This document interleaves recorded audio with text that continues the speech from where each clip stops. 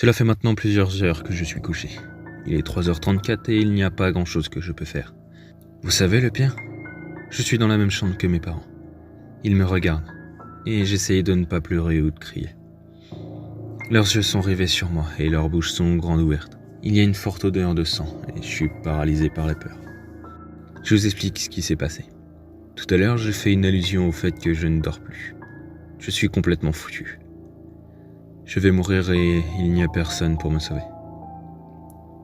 J'ai réfléchi à un moyen de m'en sortir, mais la seule idée que j'ai, c'est de me précipiter vers la porte d'entrée et de crier à l'aide en espérant que mes voisins m'entendent.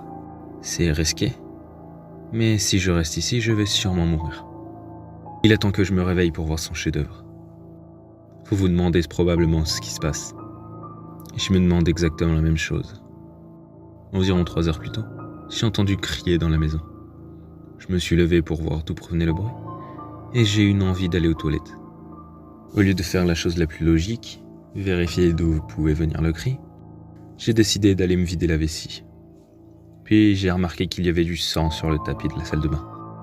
Terrorisé, j'ai couru jusque dans ma chambre et je me suis caché sous ma couverture, comme le lâche que je suis. J'ai essayé de me rendormir en me disant que c'était juste un rêve très réaliste ou quelque chose comme ça. Puis j'ai entendu la porte de ma chambre s'ouvrir. Comme l'enfant terrifié que j'étais, j'ai regardé au-dessus de ma couverture pour voir ce qui se passait. Je pouvais observer quelque chose qui faisait glisser le cadavre de mes parents dans ma chambre. Ce n'était pas humain. C'était chauve, sans yeux et sans vêtements. Il boitait. Son dos était voûté quand il traînait mes parents. Mais cette chose était beaucoup plus intelligente que n'importe quel animal. Il savait ce qu'il faisait. Il a déposé mon père sur mon lit et l'a tourné vers moi.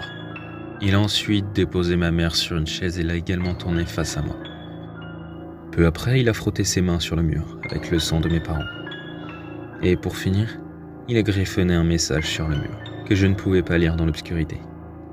Il s'est ensuite glissé sous mon lit et il patienta. Maintenant, mes yeux se sont adaptés à l'obscurité et je peux lire le message sur le mur. Je ne veux pas le regarder, mais je sens que j'ai besoin de le lire avant d'être tué. Je jeta un rapide coup d'œil au message de la créature. Je sais que t'es réveillé.